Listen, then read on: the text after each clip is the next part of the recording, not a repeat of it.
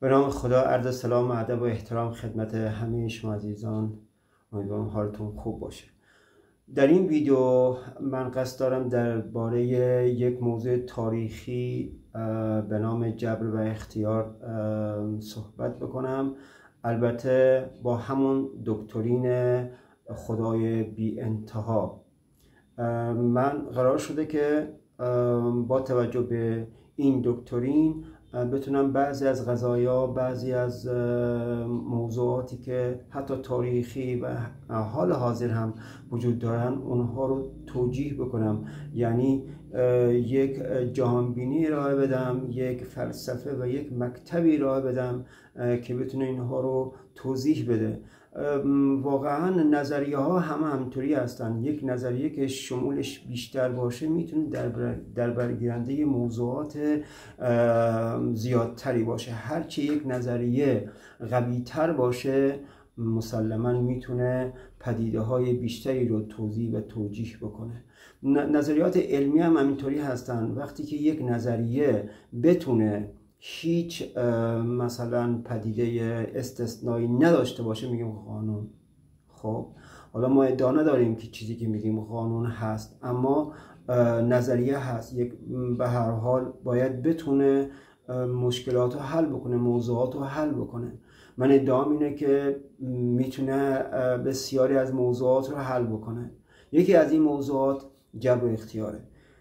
البته من روی کردم اینه، دوست دارم که موضوعات خیلی خلاصه گفته بشه و مجمل ها گفته بشه و تفصیلات و اینها جزئیاتش دیگه بوده شما هست. البته من منتظر هستم که شما با من تو بحث ها شرکت بکنید. مسلما ممکنه من مواردی رو از قلم بندازم یا مثلا شما یا دلایلش رو کمتر عنوان بکنم. شما باید به من بگید تا من اونها رو دوباره مثلا تو ویدیوهای دیگه اونها رو بررسی بکنم. خب حالا بگذاریم. اما جبر اختیار یعنی یک موضوعی که همه میفهمن، یعنی با کمترین سواد میفهمه که جبر یعنی چی، اختیار یعنی چی.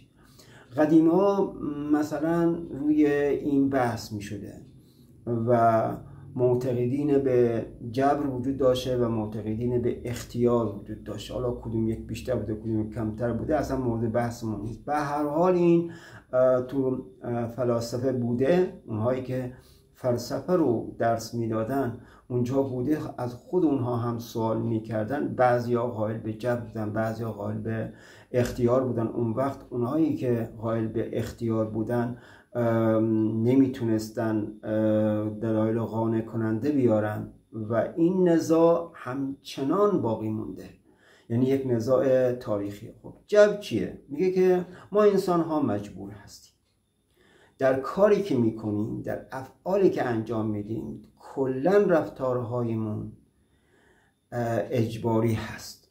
حالا این چگونه با چه جزئیاتی خدمت شما عرض میکنم. دسته بعد میگن که مقابلش میگن نه ما اصلا کلا مختار هستیم، هیچ کس هیچ چیزی نمیتونه ما رو مجبور به این قضایا بکنه. خب حالا موضوعاتی که مطرح میشه، اگه ما قائل به جبر باشیم دچار مشکلاتی میشیم. مثلا قانونگذار نمیتونه مجرمین رو مجازات بکنه، چون اونا هم در واقع با جبر اعمال ناشایسته انجام دادن و اونهایی هم که کارهای خوب انجام دادن هیچ پاداشی هم به اونا تعلق نمیگیره، چون اونا هم تحت تاثیر جبر بودن. موضوعات مثلا خیلی عجیبه. حالا مثلا اختیار هم وقتی که نگاه میکنیم، وقتی که یک مجرم رو میارن میگن که تو چرا این کار کردی، اون دلایلی رو میگن. دلایل، بعضی از این دلایل واقعا میشه پذیرفت، قانع کننده است. به نظر میرسه که اینجا یک موضوع مهمی مطرح هست. واقعا ما مجبور هستیم یا مختار هستیم؟ من اول از اجبار میگم. من درسم ژنتیک هست. واقعا اونهایی که ژنتیک خوندن، یعنی تمام رفتارها، تمام اخلاقیات، تمام صفات همه رو شما نگاه کنید، حتی اراده. یعنی شما یک صفتی رو نمیتونید ببینید، این صفت تحت تاثیر محیط و ژن هست. یعنی ما از 75 تریلیون سلول ساخته شدیم که این سلول ها تحت تاثیر محیطی پیرامون اونها برهمکنش دارن. این سلول ها تو داخل هستشون ژن هست، ژن ها آنزیم میسازن، آنزیم ماده میسازه، به سلول صفت میده. اما این ژن ها تحت تاثیر اینکه در محیط چه وجود داره این ژن ها بیان میشه و این ژن ها بیان اونها و این ژن ها عملکرد اونها بستگی به اطراف داره. این ژن ها معلوم میکنن که ما چه صفاتی داریم، اما این ژن ها به خودی خود نمیتونن، محیط هم میاد اینها رو تحت تاثیر بذاره. اراده دیگه اینجا چه هست؟ اختیار دیگه چه هست؟ وقتی ژن ها خودشون مسئول این کار هستن، یعنی واقعا شما تو علم ژنتیک برید نگاه بکنید، واقعا به این نتیجه میرسید، جبر ژنی و واقعا این ژن ها هستن که دارن به ما میگن که ما چه هستیم، که هستیم، چگونه باشیم، چگونه هستیم. من اگه وارد جزئیات شم، من یک ویدیو ساختم ژن به زبان ساده، لطفاً اون رو نگاه بکنید، نه به عنوان اطلاعات عمومی. اصلا واجبه یک انسان اندیشمند، یک انسانی که میخواد پیرامون خوش بشناسه، اخلاقیات، روانشناسی یا هر چی خودش بشناسه، مجبوره که این ژن بشناسه. ما بگیم این ژن هست که داره کار میکنه، اعمالی که انجام میده. خب یه جورهایی به نظر میاد ژنتیکدان ها اصلا میگن که ژن ها هستن که مثلا رفتار ما، نه رفتار ماها رو، رفتار همه موجودات زنده، اصلا گیاه که میاد رشد میکنه، مثلا شما نگاه بکنید رشد متوازن داره، شاخه ها به صورت متوازن تحت تاثیر اینکه نور کجا هست، محیط، و اینها میتونن رشد بکنن، برگ ایجاد میشه. برگ ها چرا برگ ها کنگره مانند هست؟ چرا مثل لادن گرد هست؟ چرا یکی مثل انجیر پهن هست؟ چرا یکی مثل گیاه دیگه کوچک هست؟ همه اینها تحت تاثیر ژن هست. تمام صفات، حتی صفات پیچیدگی در انسان ها هست که مثلا اینها رو همه رو گفتم دیگه، تکرار مکرار نکنم. مثلا یک پرنده ای که از یک منطقه سردسیر به منطقه خوش آب و هوا حرکت میکنه تحت تاثیر ژن هست. خب این میگیم مثلا جبر ژنی. حالا جبر تاریخی چیه؟ جبر جامعه چیه؟ مثلا یک فردی که در دامن یک خانواده مذهبی رشد کرده، غالبا مذهبیه، استثنا نه، غالبا مذهبیه. حالا چه اتفاقی؟ یکی مثلا حالا 1 نفر از 10 نفر 9 نفر مثلا مذهبی نیست، اون هم دلایل داره ولی غالبا مذهبیه. یکی که تو خانواده‌ای که بی‌بنده‌وار بوده، اون هم اینطوری خواهد، یعنی رفتارها در اون تاثیر داره. خب اون که تو خانواده هست، اونجا هم نقش ژن داره ایفا میکنه ها، یعنی اینجا هم ژن داره نقش ایفا میکنه توی خانواده، بسته به این که اون خانواده چطور باشه. خب اون بچه هم همون ژن داره و رفتارها رو میتونه ازش بگیره، الگو برداری بکنه. پس در این رفتارها یکی نمیتونه جست بگیره که من مثلا مذهبی هستم. خب آقا خانم، تو که مذهبی هستی، در یک خانواده مذهبی رشد کردی، نمیتونی ایراد بگی به اون فردی که دزد هست. خب اون هم تو اون خانواده بوده که دزدی برای اونها قبح نداشته. خب یک جور درآمد محسوب می شده، یک جور رفاه محسوب می شده. اونها اصلا نمیدونن که مثلا این عذاب الهی داره، این اصلا زشت هست، زشتی رو نمیفهمن، مفهومش اونجا گفته نشده. خب اونجا تو اون جبر قرار گرفت. معلومه که یا مثلا تو یک محیطی مثلا شما رشد بکنید، جامعه، دولت، قوانین یک سری مقررات بذاره. خب اینها انسانها رو به یک سمت سوق حرکت میدن. حرکت انسانها تحت یک طریق و یک صراط و یک راه تحت اختیار خودشون نیست، تحت تاثیر قوانین موجود در یک جامعه هست. میبینیم مثلا به نظر میرسه که این سمت جبره داره خیلی قوی عمل میکنه، ولی ما اشراق داریم، ما خودمون یک درکی داریم. درکمون چی میگه؟ درکمون میگه که ما اختیار داریم. یعنی شما هرچه هم ببافید بگید جب جب جب جب جب، ما خودمون نمیتونیم بپذیریم که مجبور هستیم. خودمون راه برای ما معلومه، ما خودمون آزمایش کردیم، میتونستیم این راه رو بریم، اون راه رو نرفتیم، این راه دیگه ای رفتیم. مثلا دیگه لازم نیست درباره اختیار مثلا من قلم فرسایی بکنم یا صحبت زیاد بکنم. اینکه گویی این کنم یا آن کنم اختیار است، اختیار است ای صنم. خب دیگه مولوی گفته. خب میگه که من این کارو میکنم، اون کارو میکنم، اون کارو نخواهم کرد. نمیگه هرگز نمیذارن من این کار رو بکنم. هستش اینطوری هست، ولی اکثر اوقات خود انسان این حسه رو داره که مختاره برای این کار. اولیای ما چی میگن؟ امام جعفر صادق میگه که لا جبرون ولا تفویض بل امر بین امرین. یعنی نه جبر نه اختیار، تفویض همون اختیار، بلکه یک امری هست بین دوتا امر و صدقه. در یک حدیثی منسوب باز به احتمالاً امام صادق میگه که لا جبر ولا تفویض بل منزلت بین منزلتین. یعنی شما یک منزلی رو جبر قرار، یک منزلی رو مثلا اختیار، ما تو این وسط هستیم. دکترین ما چی میگه؟ ما قرار بود که با توجه به این دکترین قضایا رو حل بکنیم. توجه زیادی لازمه، تمرکز زیادی لازمه. لطفاً به این موضوعات توجه بکنید، چون همتون این بحث تو ذهنمون اومده. حالا من ادعا دارم که اینو حل کردم. شما اگه مثلا فکر کنید که این حل نشده، باز هم صحبت بکنید. ببینید مستلزم این هست که شما ویدیوی اول من رو نگاه بکنید. من در ویدیوی اول کلاً دکترین خداوند بی انتها رو تشریح کردم. طبق اون من خداوند رو اثبات کردم. خب حالا اونها رو دیگه به تفصیلاتش نمیپردازم. شما باید تا اینجا آمده باشید که یک وجود بی انتها هست، یک وجود بی انتها موجود هست، یک وجود بی انتها هستش. ما یک وجودی که بی انتها هست خداوند می‌نامیم.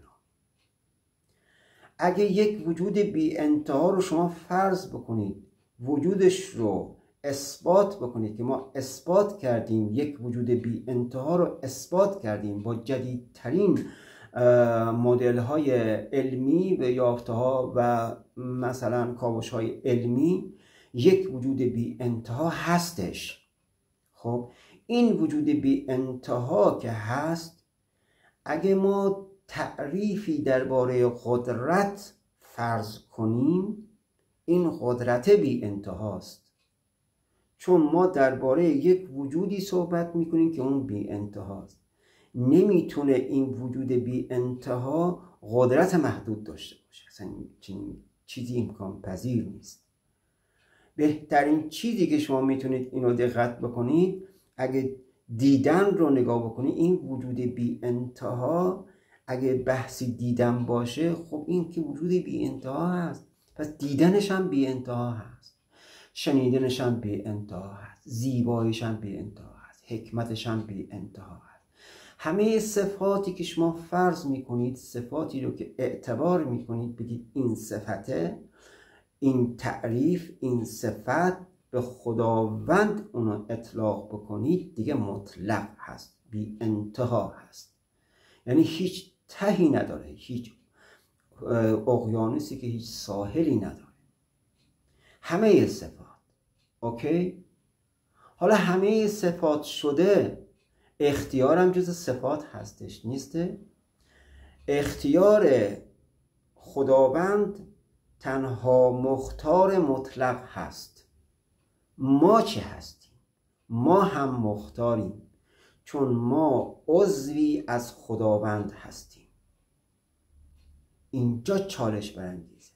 خوش به حال اون کسی که اینو درک کرده باشه. از من میپرسید آقا شما اینو درک کردید؟ مطمئناً نه، چون این به مقام فنا برمیگرده. مقام فنا یعنی چه؟ ما یک ویدئو اختصاصی قولشو میدیم درباره مقام فنا صحبت بکنیم که اون هم لطفاً از دستش ندید، که در ادامه من مقام فنا رو بهتون میگم. تو مقام فنا میتونید شما بی‌نهایت رو حس بکنید. خب شما نگاه بکنید، من یک مثالی زدم، مجبورم اینجا هم همون مثال رو بزنم، چون بحثمون حتی تو فنا فی الله هم بازم از این مثاله میزنم، چون ناچار هستم این مثال در اونجا هم کارایی داره. شما یک اقیانوسی رو تصور بکنید، یک اقیانوس که تهی نداشته باشه، یعنی هیچ ساحلی نداشته باشه. اگه هیچ ساحلی نداشته باشه یعنی اونقدر این تصور و تجسمتون رو وسعت بدید که اصلا هیچ مرزی برای این اقیانوس قائل نباشید. اگه یک قطره رو ازش بردارید، تصور بکنید یک قطره برای طول عرض و ارتفاع قرار بده، برای یک صورتی قرار بده، یک رنگی براش قائل بشید، این قطره دیگه اقیانوس نیستش، این قطره هست. اگه شما این قطره رو در دل این اقیانوس نگاه بکنید، دو نگاه خواهید داشت. یه نگاه به اون قطره که این خداوند نیست، یک بار به اون اقیانوس که این خداونده. بنابراین چقدر یک عارف باید ممارست و تمرین بکنه که هر موجودی رو نگاه بکنه، هر موجودی نگاه بکنه تو اون کانتکست ببینه و اون بی انتها نگاه بکنه. این خیلی اهمیت داره. عرفا تمرین‌های زیادی برای این کار میکنن تا هر موجودی که نگاه میکنن، درخت رو نگاه میکنن، هر موجودی نگاه بکنید، هر موجودی، من وقتی میگم هر موجودی عذر میخوام دیگه، حتی به چیزهایی که چندش آور هست اونها رو هم من مثلا اتکا دارم. حتی یک مار سمی هم که دهنش رو باز میکنه با اون شرایط، یک عارف اونو نگاه میکنه خدا رو میبینه. ببین موضوعات چقدر وحشتناک شده. یعنی هر چیزی که شما هر چیز مشمئز کننده هم حتی باشه که اسمش دیگه نیارم، هر چیز مشمئز کننده هم در نظر بگیرید، آخه همه اینها از مولکول اتم اینها ساخته شده. شما در داخلش برید اصلا دیگه اون چیزی که مثلا بوی بدی داره دیگه بوی بد دیگه فراموش می‌کنه اگر در داخل این اجسام برید. خب حالا نگاه بکنید، پس عارف چیکار میکنه؟ هر موجودی که نگاه میکنه خدا رو میبینه، تو اون کانتکست میبینه، تو اون کانتکست میبینه. مثل اینکه یکی تونسته قطره رو در اقیانوس قطره ببینه، یکی میگه نه بابا من اصلا قطره نمیبینم، من اقیانوس میبینم. من یک مثال اینجا میزنم، تو موضوع مقام فنا هم میگم. اومدم گفتم که آقای سفینه، آقای مثلا شما از زمین حرکت بکن، خب بیا مرتب از زمین عکس بگی به ما ارسال کن. این سفینه با سرعت یک نواخت از زمین خارج شده و مرتب عکس میگرفته. اوایل مثلا یک زمین بزرگی در نظر میگرفته، یه خورده که دورتر شده بله خورشید هست و سیارات هست و فلان، هی دورتر شده. الان چه تصویری داریم؟ الان مثل این که یک مثلا صحرایی پر از شن هست که ما زمین رو اومدن یک دایره کوچیک کشیدن، این دایره اصلا به زحمت میشه دید تو اون صحرا، به نظر یک صحرایی پر از شن که سیاره ما اونجا قرار داره. عارف اینطوری میبینه، کیهان رو اینطوری میبینه، یک وجود بی انتها میبینه، یک وجود بی انتها. اگه میخواد شما این وجود بی انتها رو بشناسید باید فنا بشید، خودتون از بین نرید که فنا بشید، یعنی خودتون تو اون کانتکس بی انتها قرار بدید. وقتی که خودتون تو اون کانتکس بی انتها قرار بدید خداوند خواهید شناخت. اون وقت تمام صفاتشو میفهمید. اونجا همه صفات معلومه. دیدن، شنیدن خیلی وحشتناک است، مگه نه؟ دیدن، شنیدن، قدرت، زیبایی، اراده. حالا بحثمون تو اراده هست. یک بار نگاه میکنیم، مثلا ما از امام صادق ما داریم، میگه ما گاهی اوقات حال خودمون رو نمیفهمیم، گاهی حال خودمون رو نمیفهمیم.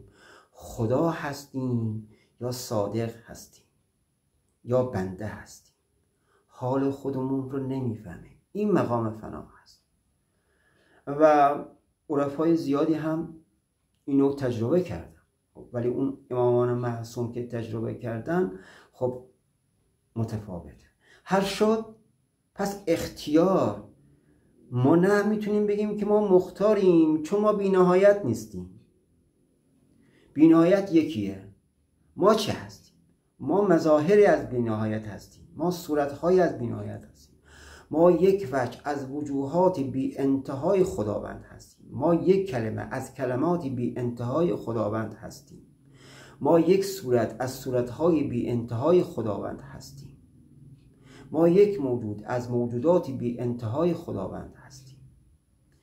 وقتی که ما یک حالت از حالتهای بی انتهای خداوند هستیم، یکی از رفتارها، یکی از خصوصیاتها، یکی از این اخلاقیات اختیار هست.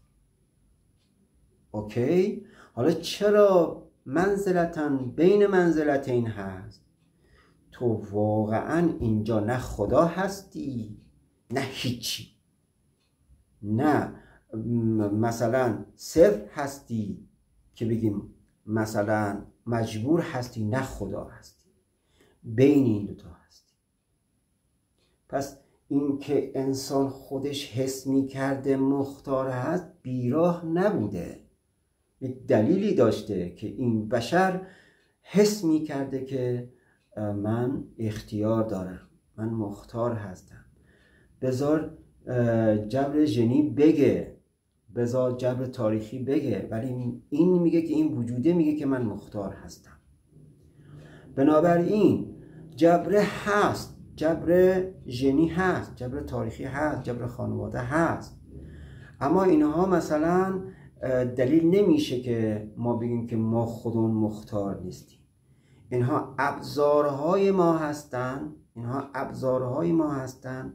اون روحی که در ما دمیده شده، اون روح اختیار هست که میگه که مسئولیتی که خداوند میگه که من به انسان دادم و انسان پذیرفته، این مسئولیت اختیار هست که بتونه از این جبره بتونه به اون اختیار مطلق برسه. این که به اون اختیار مطلق برسه یک راهی هست به سمت بی انتها. اون هم تو موضوع مقام فناه میگن. پس اونی که انسان تو یک راهی قرار گرفته، راه به سمت بی انتها هست. تو موضوع صلوات و اذکار نماز اونجا هم همینو مجبورم اینو بگم که تو اون مسیری که ما قرار گرفتیم به سمت بی انتها ما میخوایم بی انتها بشیم ولی هرگز نمیشیم. این راه به سوی بی انتها هست اما هرگز این اتفاق رخ نمیده. ولی ما وقتی که جلوتر میریم نسبت به قبل یک آوانسی داریم، یک مزیتی پیدا میکنیم، یک رشدی پیدا میکنیم. موضوعات خیلی پیچیده هست، باور بکنید خیلی پیچیده هست. راه همین هست، غیر از این راهی وجود نداره. خاطب جمعتون بکنم هیچ راهی وجود نداره. اگه هست با من در میان بذارید. ممنونم که تماشا کردید. لطفاً کامنت بذارید. من فقط منتظر کامنت شما هستم. متشکرم. اوقات خوبی داشته باشید. خدا نگهدار.